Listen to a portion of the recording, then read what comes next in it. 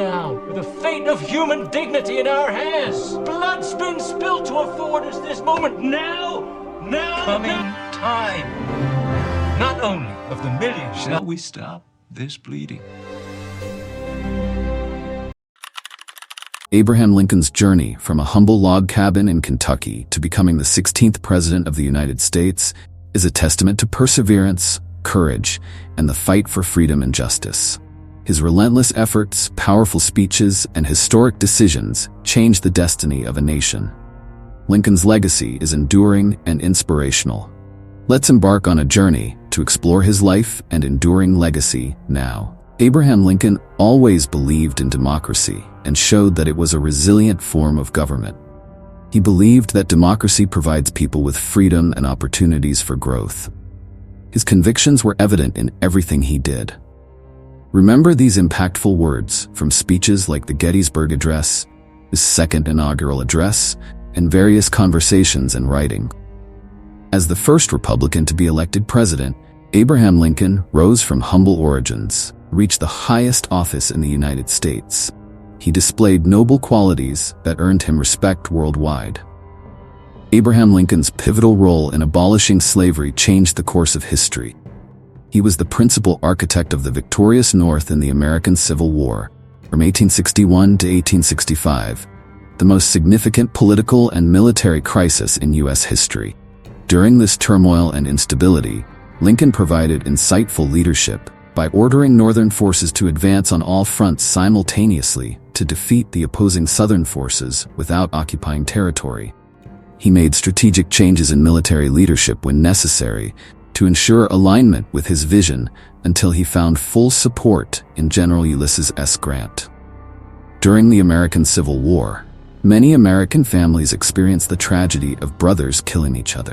Abraham Lincoln inspired the people's fighting spirit for the ideals of freedom, democracy, and the abolition of slavery.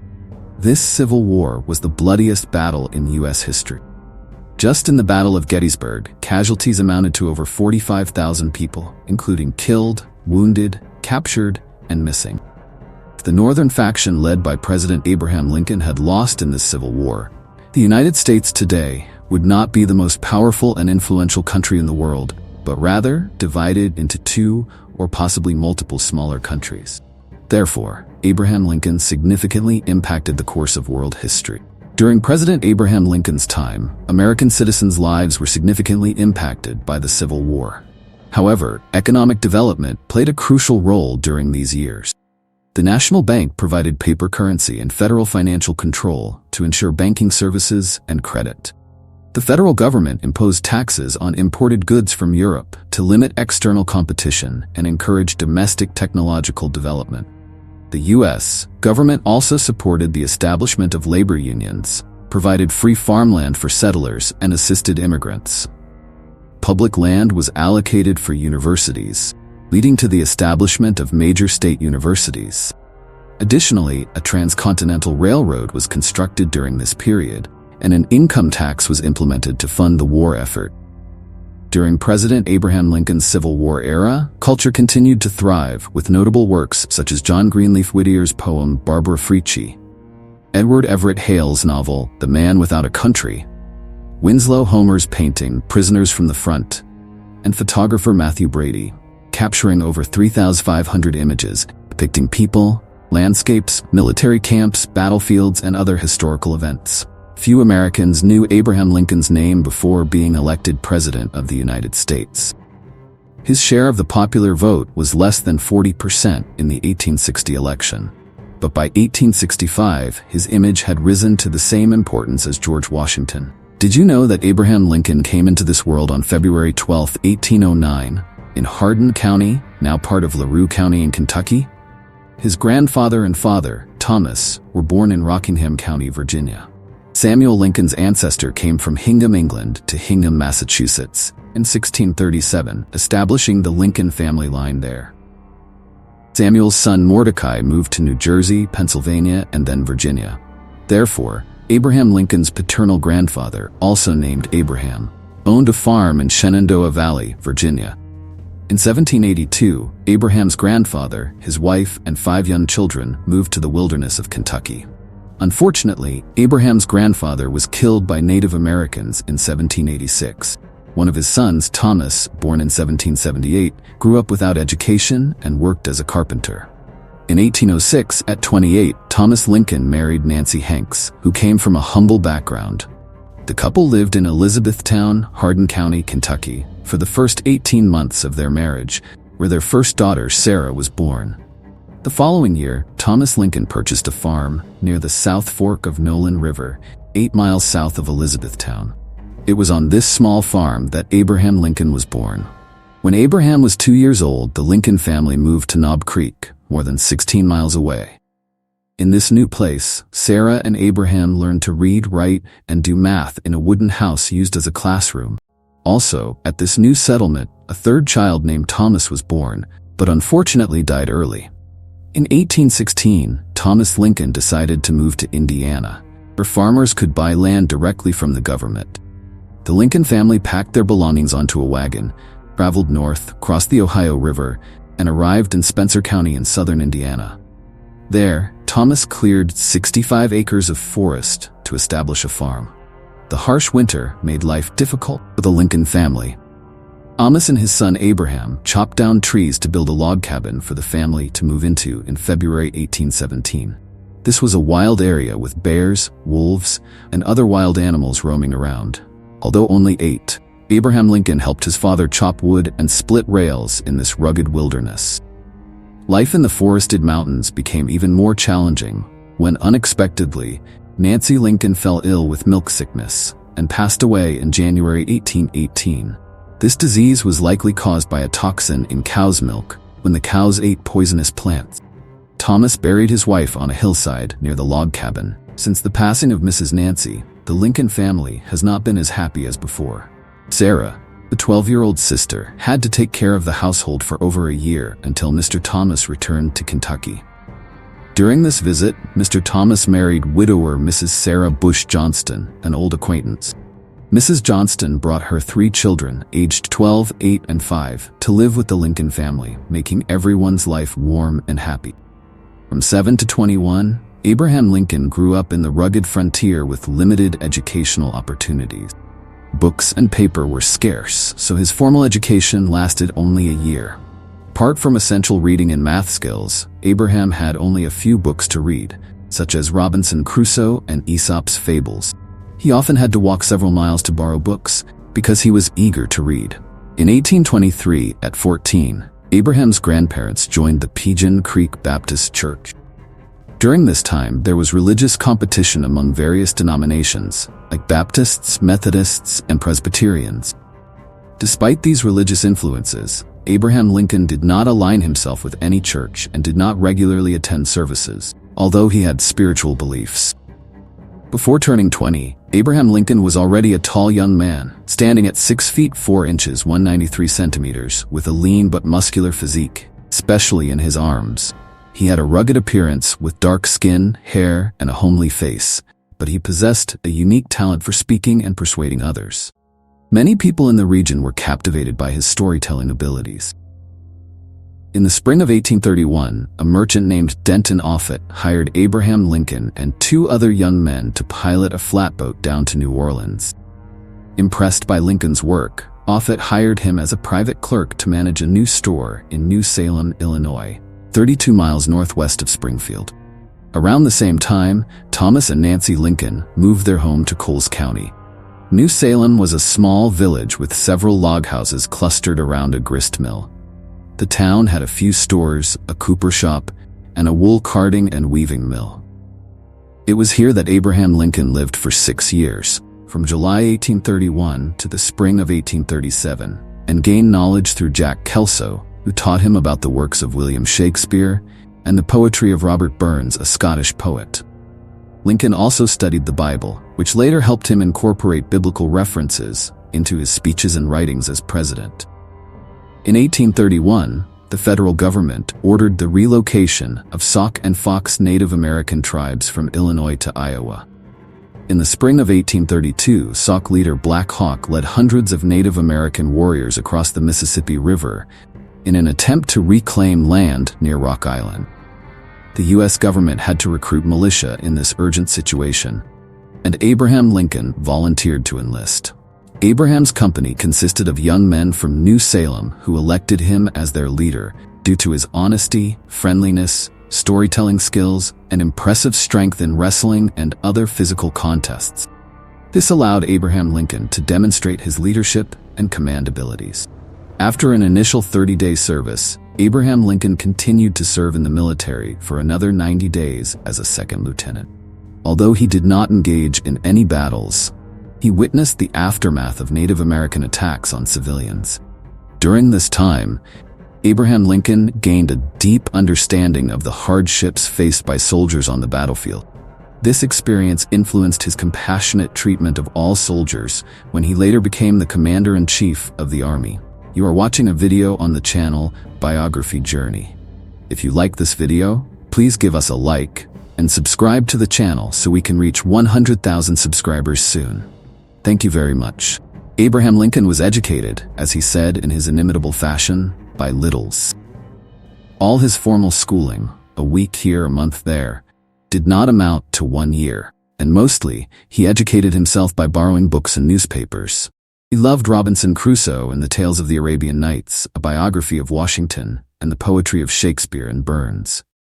Someone recalled, "I never saw Abe after he was 12, and he didn't have a book in his hand or his pocket. It didn't seem natural to see a feller read like that."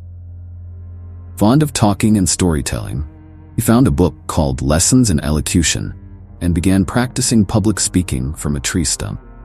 Many of us would be afraid to let our children's education follow Lincoln's course, perhaps with good reason. But can there be any doubt that Lincoln acquired the tools of learning that would serve him and his country well throughout his life? It is most instructive to reflect on Lincoln's learning, not as an aberration, but as an exemplar of a good education. All the elements of classical education are there: grammar, or the teaching of language and the acquisition of knowledge; logic, or learning to think critically; and rhetoric, or learning to express oneself elegantly and persuasively. These three can and should be distinguished, and there is an order to them. Lincoln began with a copybook, moved on to his borrowed books, and then imitated traveling preachers and politicians. However, the mature Lincoln, who had mastered the arts of learning, could use all three of these tools to debate Senator Douglas or deliver the Gettysburg Address. The Gettysburg Address might be Exhibit A in the case of a classical education. On a cold November day in 1863, in the middle of a war that was going badly, on the very site where 50,000 soldiers had died only months before, Lincoln delivered a speech that could have been written only by one who had mastered the tools of learning. That Lincoln could not have written his famous speech without the rudiments of grammar is almost too obvious to need telling. On the other hand, what might seem paltry praise will rise in our estimation if we set Lincoln's first sentence before a sixth grader and ask her a few questions. What is a score? Multiply it by 4 and add 7. Without looking it up, Lincoln wasn't likely to have had an encyclopedia with him on the train to Gettysburg. Compute how long it had been since the nation was conceived. And by the way, spell conceived. Explain the difference between a continent and a nation. Let me dictate his first sentence and you copy it perfectly and punctuate it correctly. Finally, name the famous document Lincoln alludes to in this first sentence and recite its first 2 sentences. These are the sorts of things one should learn at the grammar stage. While these questions may teach us a thing or two about our children's education or our own, they hardly give us a proper understanding of Lincoln's classic speech. We need to appreciate Lincoln's mastery of the second liberal art, logic. The address is an argument, brief and succinct, but complete. It begins by reciting a proposition that it assumes to be accurate, that all men are created equal, and as a consequence, that all people ought to live in liberty. It goes on to ask a question about whether a nation founded on such a proposition can endure. And it argues that the horrible war that was being fought was the great test of whether the bold experiment of American democracy, government of the people, by the people, for the people, was viable in the long run. It is not Lincoln's purpose in a 2-minute speech to debate or prove either the truth of his propositions or the validity of his argument. Still, It is essential to realize that even in such a short speech, the skeleton of a clear line of reasoning is present. Perhaps it is Lincoln, the orator and master of rhetoric, who shines most brightly in this address. It has been said that the three goals of rhetoric are to teach, please, and to persuade. Lincoln does all three. By his reinterpretation of the carnage of Gettysburg as a test of fundamental democratic principles, he instructs his audience. By his brevity, which was highly controversial on the occasion of his delivery, by his skill as a wordsmith, the last full measure of devotion, and by his use of rhetorical tropes, we cannot dedicate, we cannot consecrate, we cannot hallow. He wins our attention and makes us open to his argument. By his appeal to the great sacrifice of the brave men who fought, he persuades us to increase devotion to their cause. I have tried to analyze this speech because I want us to see the fine work of a well-educated man and aspire to get the same kind of education for ourselves and our children. Nevertheless, I would not want to leave this marvelous speech, as it were, on the dissecting table. Its form and its subject are too great for that. I have taken it apart, but I hope that on this occasion of Lincoln's birthday, we might all put it back together by rereading it and honoring the man who practiced what he preached and gave himself the last full measure of devotion to our nation. Abraham Lincoln was a curious individual who had a strong interest in the field of law. He often borrowed law books from Indiana to read during many nights. He also walked long distances to local courts to listen to lawyers argue cases. These experiences taught Abraham Lincoln about the workings of lawyers and helped him understand various legal disputes and how to resolve legal issues. Before the military conflict, many people advised Abraham to run for local legislative office. He registered in March 1832, but the Black Hawk War caused him to leave home. Upon his return in July of that year, Abraham Lincoln lost the election despite receiving 277 out of 300 votes from the local community. During that time, a friend named William F. Barry invited Abraham Lincoln to purchase a New Salem store on credit jointly. The business venture failed after a few months, leaving both individuals in debt. In May 1833, Abraham Lincoln was nominated as the postmaster in New Salem and later appointed as the local land surveyor. Lincoln was then offered the position of deputy county surveyor. Through these roles, he managed to earn a living. In 1835, Lincoln's friend Barry passed away, leaving Lincoln to settle their shared debts, totaling around $1,100. Over the years, Lincoln worked hard to gradually pay off these debts, earning him the nickname Honest Abe. During his time in New Salem, Lincoln met Anne Rutledge, but tragically, she passed away in the summer of 1834, leaving Lincoln deeply saddened. 18 months later, Lincoln became acquainted with Mary Owens from Kentucky and proposed marriage. She rejected his proposal. In 1834, Lincoln ran for the state legislature again, gaining more recognition and winning the election. He served 4 consecutive terms of 2 years each in the Illinois General Assembly. During his first term, he crossed paths with a young Democratic legislator, Stephen A. Douglas. Lincoln quickly rose as a leader within the Whig Party and spearheaded projects such as establishing an Illinois bank, building railroads, canal digging, and relocating the state capital from Vandalia to Springfield. In 1834, when Abraham Lincoln was campaigning for his second legislative position, John T. Stuart encouraged him to study law. Stuart, a lawyer in Springfield and a prominent figure in legislation, was one of the few lawyers in North America at that time. Law students would typically read law in a lawyer's office and receive guidance from practicing lawyers to overcome educational shortcomings. Lincoln borrowed law books to self-study to compensate for his lack of formal education. Lincoln believed in the importance of personal determination for success, stating, "Let us have faith that right makes might. And in that faith, let us, to the end, dare to do our duty as we understand it." Despite the challenges, Lincoln walked 20 miles from New Salem to Springfield to borrow books for study. Henry E. Dummer, a lawyer who collaborated with Stuart, described Lincoln as a modest and shy young man, but when he spoke, his demeanor changed, displaying strength and precision. Lincoln's visits always left them impressed by his abilities. On 9/9/1836, Abraham Lincoln received his license to practice law.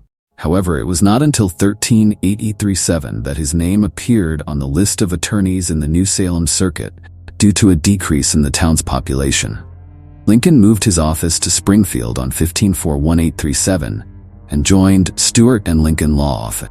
This partnership lasted until the spring of 1841. Afterward, Lincoln collaborated with attorney Stephen T. Logan, one of the most skilled lawyers in Illinois at the time. Their second joint office venture ended in the fall of 1844. Lincoln then invited William H. Herndon, a lawyer 9 years his junior, to join a new firm led by Lincoln himself. These two individuals did not dissolve their partnership even 16 years after Lincoln left Springfield to assume the presidency in Washington, D.C. During Lincoln's time, lawyers were yet to specialize in specific fields, so he argued cases in local Sangamon County courts, federal courts in Illinois, and the state Supreme Court. He also represented clients in arbitration courts and charged minimal fees.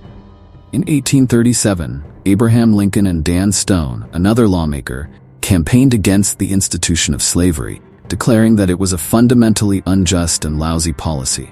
This issue became controversial 23 years later, when Abraham Lincoln was elected president. Shortly after moving to Springfield, Abraham Lincoln met Mary Todd in 1842, a Kentucky girl living with her married sister. They got engaged and then married on November 4, 1842, when Lincoln was 32 years old and Todd was 23. Mary Todd Lincoln was known for her volatile temperament and ambitious nature, sometimes leading to conflicts between the couple. 18 months after their wedding, Lincoln purchased a wooden house where they lived until he became president. They had 4 children: Robert Todd, Edward Baker, who died at age 4, William Wallace, who passed away at the age of 11, and Thomas, Tad, who died at 18 due to illness. After serving 4 terms in the Illinois legislature, Abraham Lincoln aspired to be elected to Congress in 1840. He traveled to several states to campaign for William Henry Harrison for president, advocating for establishing the Bank of the U.S. However, his campaigns for the House of Representatives in 1843 and 1844 were unsuccessful. In 1844, Lincoln supported Henry Clay, a Whig Party presidential candidate. During this campaign, he focused on the tariff issue, proposing a tax on imported goods to support American industry. Lincoln won a seat in the House of Representatives 2 years later, defeating Peter Cartwright, prominent Methodist figure. Lincoln served in Congress from December 6, 1847, during the aftermath of the Mexican-American War. He criticized President James K. Polk's handling of the war and voted to provide adequate resources for the U.S. military. Lincoln also supported the Wilmot Proviso, which aimed to abolish slavery in territories acquired from Mexico. In 1848, he campaigned for Zachary Taylor to be president. By day 431849, Mr. Lincoln's term as a congressman ended. He was unsuccessful in his bid to become the commissioner of the General Land Office, but turned down the position of governor of Oregon. Abraham Lincoln returned to Springfield, Illinois, to practice law. During this time, large companies were growing in Illinois and neighboring states. Mr. Lincoln argued in many cases, which proved very profitable for him. His highest fee was $5,000 when he represented the Illinois Central Railroad in a tax case. After this successful case, Abraham Lincoln became one of the leading lawyers in Illinois due to his newfound reputation. Before 1820, the Missouri Compromise Law prohibited slavery in new territories north of the east-west line extension of Missouri's southern border. However, in early 1854, Senator Stephen A. Douglas of Illinois proposed the Kansas-Nebraska Act, which revisited the Missouri Compromise and allowed settlers in new states decide whether to maintain slavery or not. Abraham Lincoln and others believed that slavery, once limited, would eventually die out. The new policy could revive this cruel system, causing Lincoln's discontent. Abraham Lincoln trusted the Founding Fathers when he wrote the Declaration of Independence, where freedom and equality were promised. He once said, "I have never had a political idea that did not come from the Declaration of Independence," referring to Thomas Jefferson for democratic political principles and Alexander Hamilton for economic principles. Lincoln also believed that the U.S. Constitution protected the fight against slavery as it was an evil institution being gradually eradicated. Therefore, he decided to campaign against the Kansas-Nebraska Act. Since 1854, Abraham Lincoln has delivered passionate speeches in Springfield, Peoria, and Chicago, becoming a leader in the anti-slavery movement. He was elected to the Illinois state legislature but later resigned to run for the U.S. Senate. In his first election, Lincoln fell short by 5 votes. To prevent Douglas from winning, he shifted support to Lyman Trumbull, who emerged victorious. In the 1850s, the Whig Party split over differing views on slavery in different regions. In 1856, Lincoln joined the newly formed Republican Party, which opposed slavery. He campaigned for John C. Fremont, a Republican, with over 100 valuable speeches, but Fremont lost to Democrat James Buchanan. In 1858, Abraham Lincoln was nominated to run for the Senate against candidate Douglas. In his acceptance speech, Lincoln stated that a house divided against itself cannot stand. He believed that a government could not endure permanently half slave and half free. Lincoln did not expect the Union to dissolve or the House to fall. He hoped for unity. During this time, Lincoln challenged Douglas to a series of debates, with 7 occurring in different locations. The first debate was held on August 21, 1858, in Ottawa, Illinois, and the last in Alton, Illinois, on October 25th. Each candidate spoke for an hour and a half with a large audience attendance. The debates focused on the expansion of slavery into new territories. Douglas supported the Kansas-Nebraska Act, arguing that residents of any territory could reject slavery by not accepting local laws supporting it, known as the Freeport Doctrine. On the other hand, Lincoln emphasized that slavery was a moral, social, and political evil. During the debates, Mr. Lincoln outperformed Mr. Douglas. Still, due to the states being divided into regions, Mr. Stephen Douglas's delegates won the majority vote, leading to his victory in the election. Nevertheless, the debates elevated Mr. Lincoln's reputation and national stature. On May 16, 1860, the Republican National Convention occurred in Chicago. The candidates included Senator William H. Seward from New York, who had strong support but also faced opposition, and Senator Salmon P. Chase from Ohio, who had never held a high national office. Mr. Lincoln's grassroots campaign resonated with voters. After 3 rounds of voting, Abraham Lincoln emerged as the presidential nominee, with Senator Hannibal Hamlin from Maine as his running mate. Within the Democratic Party, there was a division. Party members from the North nominated Senator Stephen Douglas for president, while those from the South chose John C. Breckinridge. The Fourth Party, called the Constitutional Union Party, also nominated former Senator John Bell of Tennessee. After the votes were counted, Abraham Lincoln received 1,865,593 votes, Douglas received 1,382,713, and Breckinridge received 848,356. Therefore, Abraham Lincoln, a Republican Party member, became the first Republican to be elected as the 16th President of the United States. You are watching a video on the channel Biography Journey. If you like this video, please give us a like and subscribe to the channel so we can reach 100,000 subscribers soon. Thank you very much. When news of Abraham Lincoln winning the presidency reached the southern states, they were alarmed. They believed that a Republican president would not respect their property and rights. Therefore, they saw secession from the United States as the only solution. On December 20th, 1860, South Carolina passed an ordinance of secession, and as Abraham Lincoln took office, 6 southern states declared their secession from the Union. Later, 4 more states joined them. These seceding states formed the Confederate States of America, also known as the Confederacy. On February 11, 1861, as he bid farewell to acquaintances in Springfield, Illinois, before embarking on his inauguration journey, Abraham Lincoln said, "I have lived here a quarter of a century and have passed from a young to an old man. My children have been born and one is buried here. I now leave, not knowing when or whether I may return. The task before me, greater than that which rested upon Washington." The itinerary of Lincoln's train journey to Washington, D.C. was carefully planned to stop at major cities in the East, allowing thousands of people the opportunity to see their future president.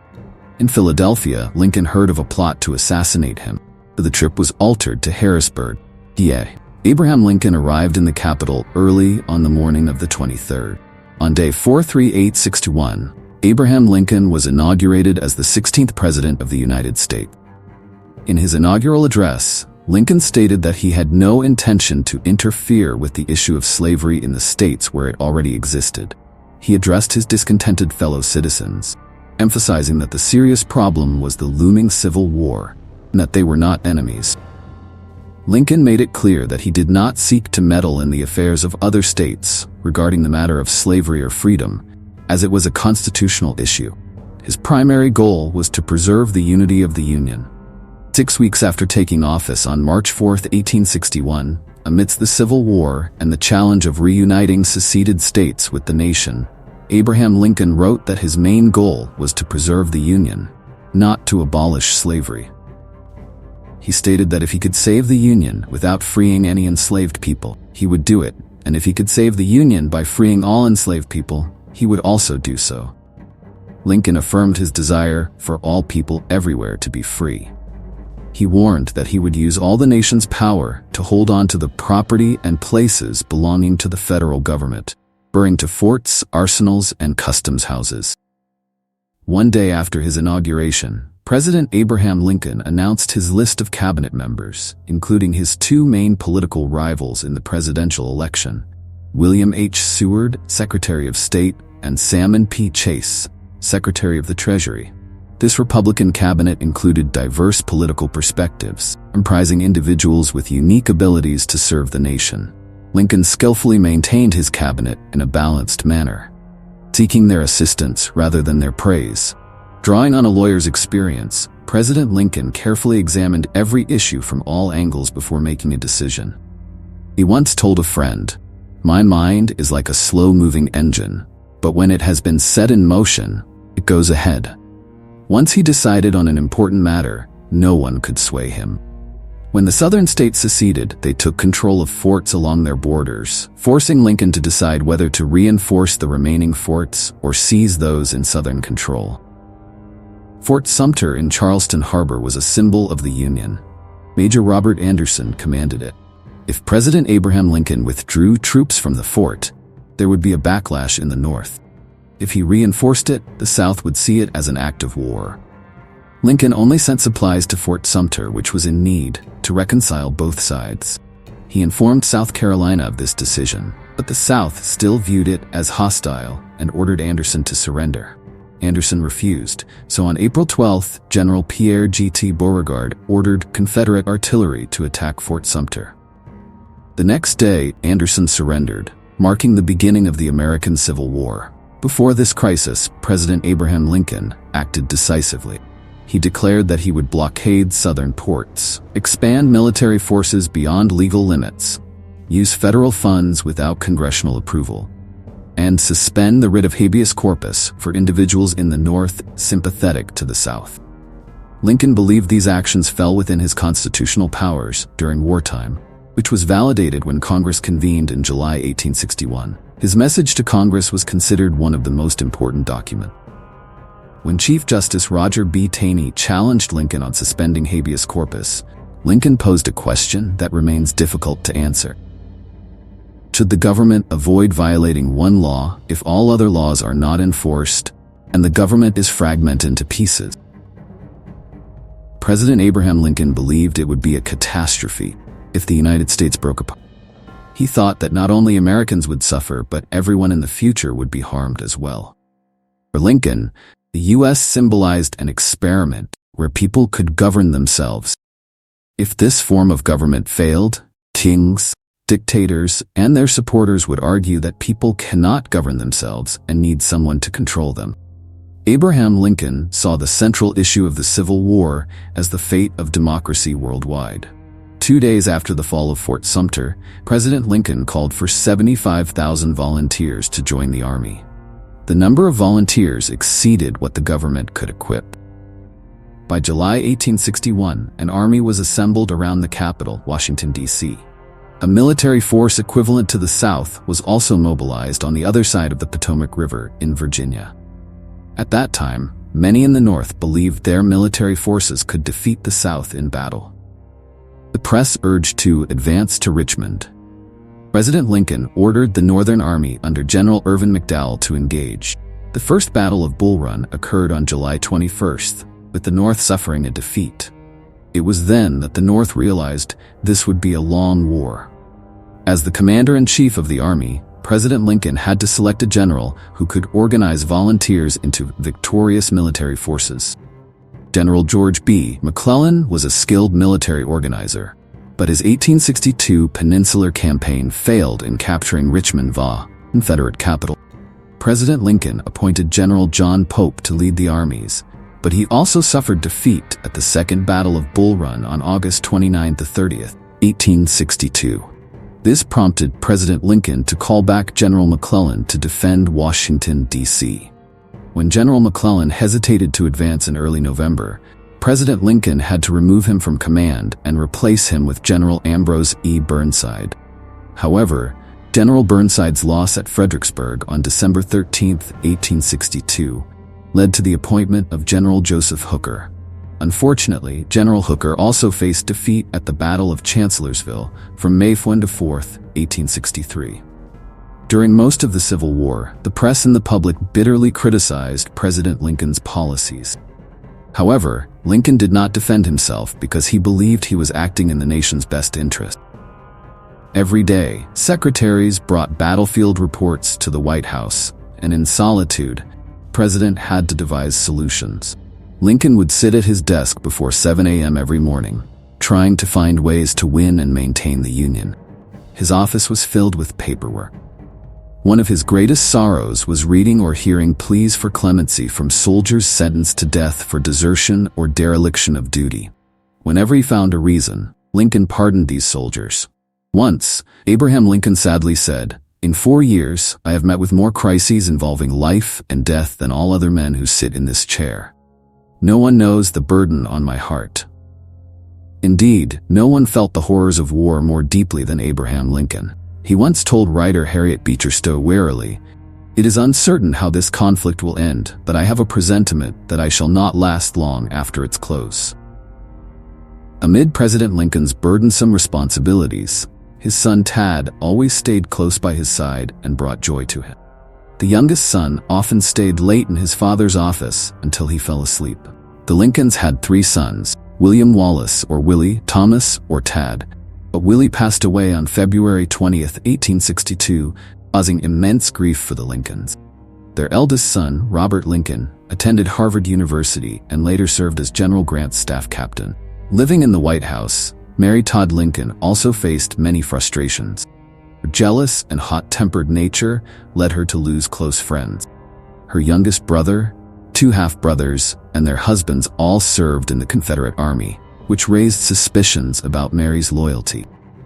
As for Abraham Lincoln, presidency was the highest ambition for any American citizen.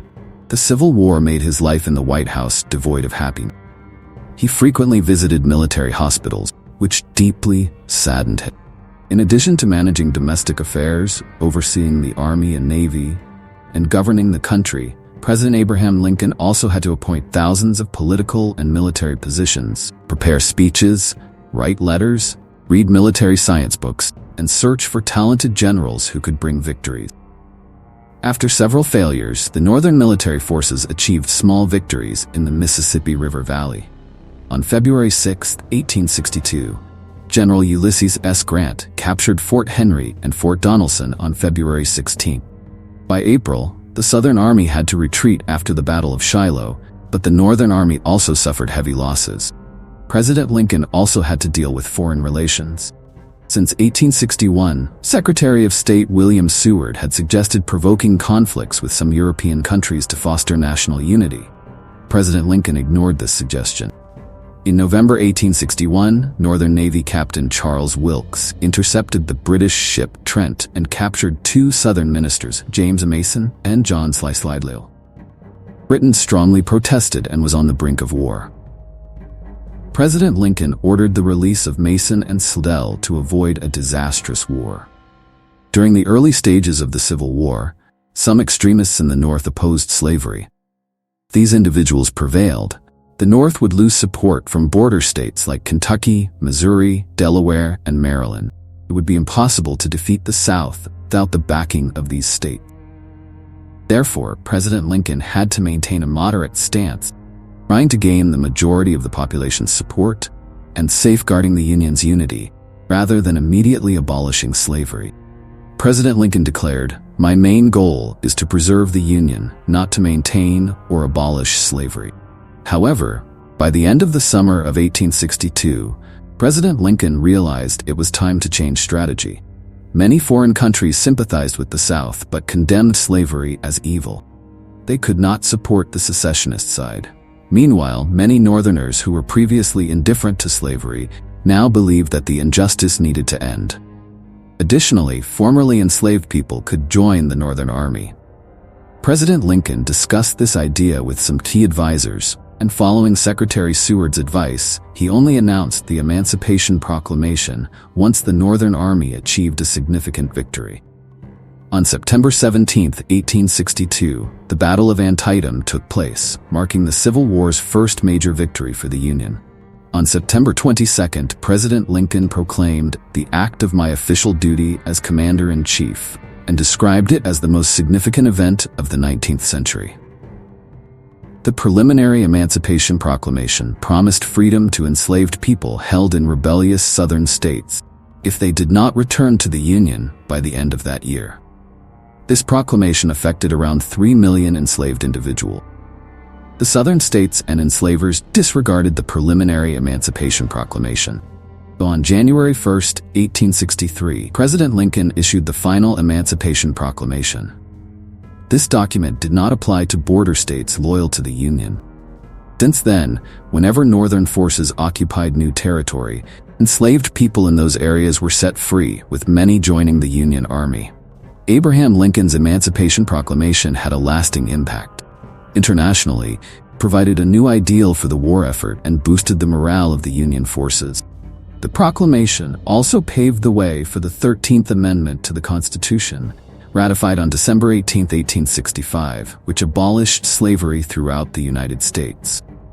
After his victory at Chancellorsville in May 1863, General Robert E. Lee realized that the Northern forces were gaining an advantage. He decided to move his troops to Pennsylvania, which had a psychological impact on the people in the North. On July 1, 1863, General Lee's army clashed with the Northern Army under General George G. Meade near a small town called Gettysburg. Over 3 days, the battle raged across narrow strips of land in southern Pennsylvania, culminating in a fierce confrontation on the third day when 15,000 Southern troops led by General George Pickett launched a vigorous attack on Northern positions but failed. Early on July 3rd, General Lee had to order a retreat, giving up hope of further advancing into the North. At that time, General Lee's army in Northern Virginia consisted of 75,000 soldiers, including officers and infantry, while General Meade had 88,000 troops from the Potomac Army. The Southern forces suffered approximately 28,000 casualties at Gettysburg, while the losses for the Northern troops were around 23,000, including killed, wounded, and missing soldiers. On November 19, 1863, at the Gettysburg Cemetery on Cemetery Hill in Pennsylvania, a memorial service for the fallen soldiers took place. The event's main speaker was Edward Everett, one of the most famous orators of that time. Everett spoke for 2 hours before President Lincoln was invited to say a few words. Abraham Lincoln stood up, removed his glasses, held a small paper, and spoke clearly. President Lincoln delivered the famous Gettysburg Address in a brief 3-minute speech, starting with, "47 years ago, our fathers brought forth on this continent a new nation, conceived in liberty and dedicated to the proposition that all men are created equal." His concluding words, "Government of the people, by the people, for the people, shall not perish from the earth," became a well-known quote for everyone. Many researchers believe President Lincoln drafted the timeless speech on his way to Gettysburg on a train. In reality, Lincoln put a lot of thought into the ceremony, carefully prepared, and distilled his ideas in a somber setting. The Gettysburg Address has since become a renowned American history and literature document. While General Lee suffered defeat in the north, on Day 4/7/1863, General Grant's army captured Vicksburg in the west. This victory cut off the entire region of the Mississippi River, including the states of Arkansas, Texas, and Louisiana, from the control of the Confederate South. The victories at Gettysburg and Vicksburg held the promise of ending the war. In 1864, Republican and Democratic supporters of President Lincoln's military policies formed the National Union Party. In June of that year, they nominated Abraham Lincoln for president, with Senator Andrew Johnson of Tennessee as vice president. The Democrats chose General George B. McClellan for president and Congressman George H. Pendleton of Ohio for vice president. Additionally, there was a third group known as the Radical Republicans who proposed General John C. Fremont, but he withdrew from the race a month before the election. During that summer, President Lincoln received little support. He had to admit privately in August that his administration would not be re-elected. However, military victories changed the public's confidence in the United States. On August 5th, Rear Admiral David G. Farragut won at Mobile Bay, while in the South, General William T. Sherman captured Chattanooga, and by November 29, 1864, marched to Atlanta, Georgia. Then through the state of Georgia, to the coastal city of Savannah. Along the march, Sherman's Northern Army burned down factories and warehouses and destroyed railroads and bridges. After reaching Savannah, Sherman's army turned back north, crossing through South Carolina and North Carolina, aiming to coordinate with General Grant's army to advance toward Richmond, Virginia. Lincoln defeated McClellan with 212 electoral votes and over 400,000 popular votes during the presidential election. On March 4, 1865, at 56, Abraham Lincoln was inaugurated for his second presidential term, tasked with uniting the nation. In his speech, President Lincoln stated that thanks to the Civil War, slavery was abolished, and both the North and the South had to pay the price for that system. In the spring of 1865, General Lee's Southern Army ran low on supplies and workforce while Generals Grant and Sherman's forces were advancing.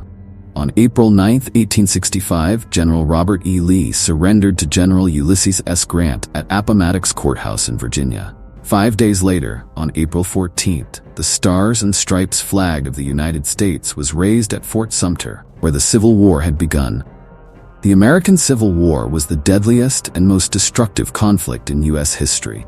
Around 2.5 million people served in the Army and Navy, with over 618,000 Americans killed in battle or from injuries. Despite the immense loss of life and property, the Civil War resolved two main issues. The Union was preserved, and slavery was abolished. In celebration of the end of the war, President Lincoln, along with his wife and two guests, attended a performance of the play Our American Cousin, Ford's Theater in Washington, D.C. A few minutes after 10 p.m., a gunshot rang out in the crowded theater. John Wilkes Booth, a well-known actor, fired a pistol from behind, hitting President Lincoln in the head. Booth had assassinated the president as an act of revenge for the South. President Lincoln was rendered unconscious, surrounded by his family and senior officials who tried to save him. Unfortunately, Abraham Lincoln passed away at 7:22 a.m. on April 15, 1865. After his passing, Abraham Lincoln was recognized as a great man. He was a remarkable politician, an idealistic and determined figure, patient and compassionate towards others. Today, in many parts of the world, students, activists fighting for freedom and democracy against oppressive regimes often refer to the timeless words, 16th President of the United States, Abraham Lincoln. His famous quote, "Government of the people, by the people, for the people, shall not perish from the earth," is still remembered and cherished by many.